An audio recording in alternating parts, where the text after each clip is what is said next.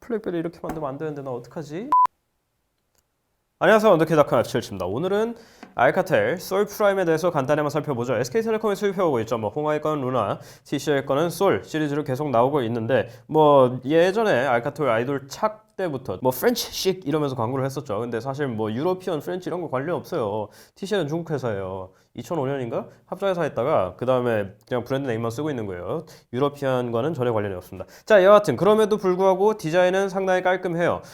개봉 끝에도 얘기를 했지만 상당히 마감이 괜찮고 깔끔하고 손에 잡힌 느낌도 단단해요. 꽤 멀쩡하게 생겼죠. 근데 요즘 세상에 멀쩡하게 생긴 게 한두 개도 아닌데 왜 이렇게 멀쩡하게 생긴 걸로 강조를 하나 싶겠지만 멀쩡하게 생긴 게 이 기계의 상당한 부분이기 때문이에요. 왜냐하면 나머지 부분들이 썩 멀쩡하지 않아요. 자, 먼저 간단하게 설명을 드리자면 전면에는 아몰레드 패널이 있죠. 아몰레드 패널이 QHD가 들어가 있어요. 사실 스냅드래곤 652에서 QHD를 돌리는 기회가 많이 있지는 않아요. 패널 자체도 상당히 괜찮고 이쪽에 색깔 조정 모드에서 스크린 모드에 들어가서 색 온도를 조절하든지 비비드 모드, 내추럴 모드 이렇게 색을 조정할 수 있죠. 패널이 썩 밝은 편은 아닌데 그걸 제외하면 패널 자체는 상당한 수준이다. 문제는 터치스크린 민감도가 썩 되게 이상해요. 이게 둔감하다고 할 수도 없고 너무 민감하다고 할 수도 없고 그냥 이상해요. 터치스크린이. 참고로 여기 보호필름이 붙어있어서 그런 거 아니라고 한다면은 살 때 준 보호필름이 다 박스 안에 들어있는 거예요. 제 잘못 아니에요. 자, 이렇게 스크롤할 때 요렇게 누르고 좌우로 상하로 스크롤하다가 그냥 갑자기 내가 원하지 않은데 띡 눌려버리는 경우가 있어요. 이런 경우가 한두 번은 그냥 그러려니 할 텐데 자주 이러니까 이제 쓰면서 열받기 시작하는 거예요. 이거 터치 만들기가 그렇게 어렵나? 소니도 지금 몇 년째 제대로 못 만들고 LG도 썩 멀쩡한 편은 아니고 이거가 그렇게 어렵나? 싶긴 한데 여하튼 그랬어요. 거기에 아주 재밌는 기능이 있죠. 상하 반전 기능이 있어요. 아니 화면 돌아가는 거 처음 보시나? 라고 하시면 그게 아니라 이렇게 돌리면 돌아가요. 이렇게 돌리면 돌아가서 이 상태로 쓰다가 뭐 이 상태로 이렇게 쇽 하면 이 상태로도 그대로 쓸 수 있어요. 스테레오 스피커가 달려있으니까 상하 어느 쪽으로든 통화를 할 수 있어서 있는 기능이에요. 참고로 이 애니메이션도 바꿀 수 있는데 주머니에서 꺼냈을 때 바로 쓸 수 있고 좋겠네요 라고 할 수도 있겠지만 버튼은 여기 그대로 있거든요. 그래서 버튼을 써야 되기 때문에 버튼을 써야 되고 이렇게 쓰면 결국 카메라는 이쪽 뒤에 이상한 위치에 있기 때문에 결국에는 제대로 된 방향으로 잡는 게 훨씬 편해요. 그래서 결국에는 두 번 돌리게 돼요. 저는 그래서 이 기능을 꺼버렸어요. 재밌긴 한데 별로 쓸모는 없어요. 물론 그보다 이 친구를 개봉할 때 제일 마음에 들었던 건 소프트웨어가 안드로이드 순정이랑 거의 유사하다는 거였어요. 이 뭔가 흰색으로 칠해놔가지고 조금 그렇지 않아 보이기는 하는데 사실 소프트웨어 자체는 굉장히 깔끔해요. 대부분 중국산 기기들 화웨이나 메이주나 뭐 샤오미나 그런 친구들 특히 샤오미가 과한 편인데 안드로이드 소프트웨어를 자기네 UI 뭐 이름까지 붙여서 MIUI, EMUI 이런 거를 붙여놓는 거에 비하면은 이 친구는 순정 안드로이드에 색깔만 빼면은 굉장히 가까워요. 그렇기 때문에 멀티태스킹 창도 깔끔하고 모두 삭제를 추가해 놓은 거 정도를 제외하면은 상당히 순정을 깔끔하게 잘 유지하고 있다고 볼 수 있죠. 그런데 물론 여기서 SK텔레콤은 이걸 가만히 두지 않겠죠. 지금은 제가 다 지워버리긴 했는데 아무리 초기화를 해도 처음에 있던 무슨 뭐 T라이프, T 어쩌고 뭐 케이크, 뭐 T 모시기, T로 시작할 수 있는 단어는 다 넣어놨더라고요. SK가 만들어놓은 모든 앱을 넣어놨어요. 초기화해도 삭제도 안 돼. 제가 일일이 지워줘야 돼요. 거기다 굉장히 오묘하고 신기한 것 중에 하나는 명색이 뭐 유로피안이 어쩌고 저쩌고 할 거면은 언어라도 많이 넣어주든가. 한국어랑 영어 두 개밖에 없어요. 뭐 크게 문제는 없지만 유로피안 같은 소리 하지 마요 이럴 거면은. 물론 여기에 깔끔하고 간소한 인터페이스에 스냅드래곤 652 거기다가 4기가 램씩이나 들어있어요. 그렇기 때문에 전체적인 퍼포먼스는 전혀 걱정하실 바가 없습니다. 앱들 뜨는 거, 요런 거 상당히 빨라요. 저도 QHD여가지고 상당히 걱정했어요. 스냅드래곤 652가 과연 이걸 버틸 수 있을까 했는데 잘 버텨요. 걱정을 하덜덜덜 마셔도 돼요. 거기에 여기 재밌는 기능이 하나 있죠. 이쪽에 붐키라고 있어요. 어디서? 아니 그 붐 아니에요. 자, 붐키인데 이걸 누르면 뭘 할지 설정할 수가 있어요. 여기 붐키를 눌렀을 때 꺼졌을 때는 이걸 눌러서 화면을 키든지 아니면 카메라를 키든지 연사를 하든지 이런 걸 할 수 있고 켜져 있을 때는 뭐 다양한 붐 효과 사용하기 이거는 기본 앱에서밖에 안 되니까 별로 의미는 없고 저는 스크린샷 찍기로 해놨고 그냥 원하는 앱을 실행하게 할 수도 있어요. 이런 식으로 바로가기 키가 하나 있다는 건 굉장히 좋은 일이에요. 버튼 많아서 나쁠 건 없어요. 근데 문제 이 친구의 위치가 굉장히 오묘하다는 거예요. 여기 있는데 이게 절대로 누르기 쉬운 위치가 아니에요. 왼손으로 잡아도 오른손으로 잡아도 굉장히 손에 닿기 어려워요. 붐 키면은 당연히 딱 한 손에 와야 되는 건데 물론 제 손이 크지 않다는 것도 있기는 한데 이거는 손이 아무리 커도 무슨 최영만 씨나 뭐 그런 분이 아니면은 여기 닿기는 굉장히 어려울 것 같아요. 이 위치는 굉장히 어려워요. 전반적으로 버튼들의 배열이 굉장히 특이해요. 좋게 말하자면 특이하고 나쁘게 말하자면 이상해요. 버튼이 왜 여기 있어? 다음으로 우리가 집중해야 될 부분은 카메라예요. 소니 IMX298 위성차 F.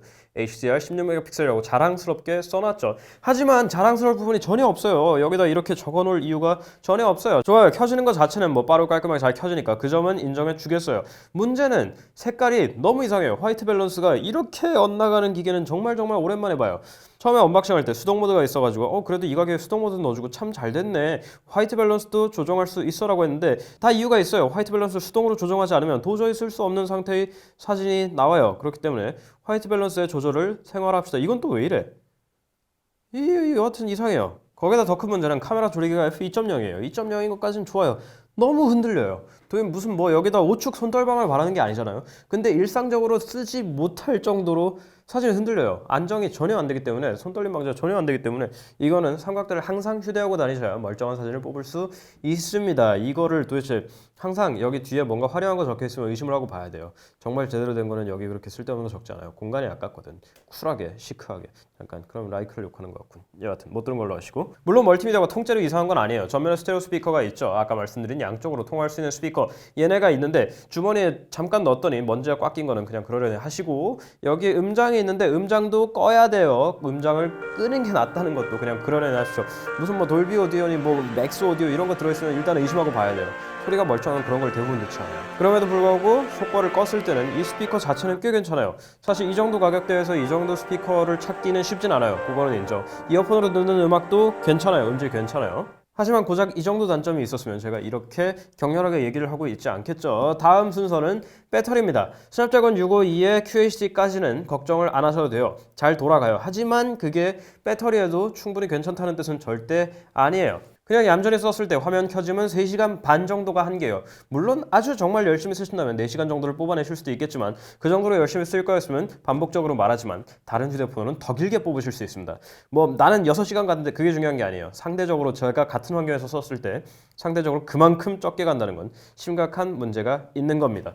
한 가지 다행인 거는 충전이 빨라요. 여기 보면은 안타깝게도 USB Type-C는 아니에요. 반대쪽으로 끼울 수 있는 USB Type-C는 아니지만 우리에겐 반대쪽으로 끼울 수 있는 바이퍼럭스 클레버 타키온 케이블이 있으니 걱정하지 않으셔도 되겠죠. 오늘의 꿀팁. 자, 그렇게 1시간 반 정도면은 충전이 돼요. 그렇기 때문에 배터리가 짧아도 뭐 어느 정도는 상쇄해 준다고 할 수 있겠어요. 물론 저는 충전이 설령 조금 더 오래 걸리더라도 배터리가 2배, 3배 더 가주면 그걸로 땡큐라고 생각하는 편이긴 합니다만, 이건 개인적인 취향의 차이 아니에요. 배터리가 그냥 짧은 거예요. 단 한 가지 모든 성능이 멀쩡한 건 아니에요. 지문인식 센서가 좀 특이할 정도로 느려요.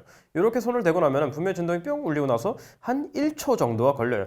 요즘 뭐 메이준이 이런 회사들 뭐 0.12초니 이런 것까지 안 가도 전에 리뷰한 화웨이 P9 같은 것도 손이 대기가 무섭게 풀려요. 물론 너무 빠른 것도 나쁠 수 있지만 이렇게 느긋느긋하게 풀리는 것도 좀 신기할 따름이에요. 이렇게 지문인식이 느린 건 요즘 폰 중에서는 정말 찾아보기 힘든데 아주 대단한 일을 해줬습니다. 알카텔 축하해요. 이렇게 솔 프라임을 간단하게 살펴봤는데, 그러면 이거 어떻게 해요? 막 멀티미디어 머신 막 이렇게 했는데 막 뭐라 그랬지? 엔터테인먼트 머신이라 그랬는데 거짓말은 안 했어요. 엔터테인먼트는 좋아요.